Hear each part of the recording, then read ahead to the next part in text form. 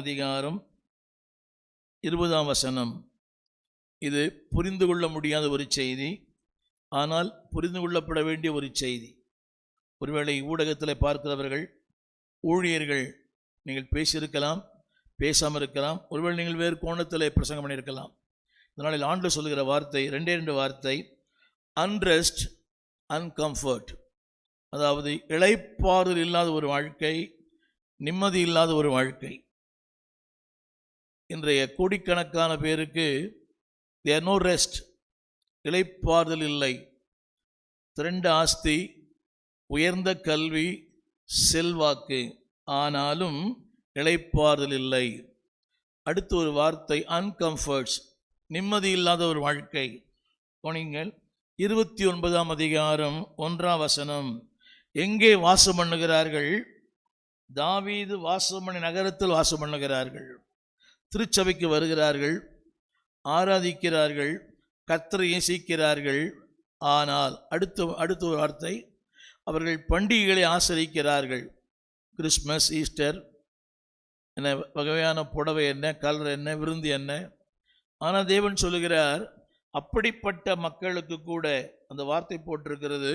அந்த வார்த்தை திரும்ப பேக் டு 20, 28, 20 கொஞ்சம் என்னோட ஃபாலோ பண்ணுங்க, இப்போதான் புரியும். அதை போடுறீங்களா? அன்ரெஸ்ட், அன்கம்ஃபர்ட், அதாவது இளைப்பாறுதல் இல்லாத ஒரு வாழ்க்கை. சொல்லிக்கலாம், ஐ எம் ஆல் ரைட், சம்பளம் வாங்குகிறேன், எல்லாம் இருக்கிறேன், வேலைக்கு போகிறேன், வீட்டில் ஏசியெல்லாம் இருக்குது, யூ கேன் சே. ஆனால் தேவன் சொல்லுகிறார், உன் வாழ்க்கையில் நான் கொடுக்கிற இளைப்பாறுதல் இல்லை. அன்கம்ஃபர்டபுள், வருத்தமான, துன்பமான. எல்லாரும் கவனிங்க, படுக்கைக்கு நீளம் போதாது. வசனம் போடுறீங்களா? படுக்கைக்கு படுக்கனால என்னதான் வேணும்? நம்முடைய உயரத்துக்கு ஏற்ற மாதிரி படுக்க இருக்கணும். ஆனால் இங்கே படுக்கை இருக்கிறது, ஆனால் புரிஞ்சவங்க ஆமீன்னு சொல்லணும். 2வது, போர்வை இருக்குது, ஆனால் எத்தனை பேர் வச்சுருங்க? I was in -40 in Russia. நான் கடந்த மாதத்தில் லண்டனில் ரொம்ப மைனஸ் தாங்க. கவனிங்க, குளிர் தான். அதாவது ஈட்டர் வச்சே குளிர் போல. அப்படின்னா பார்த்துங்களேன்.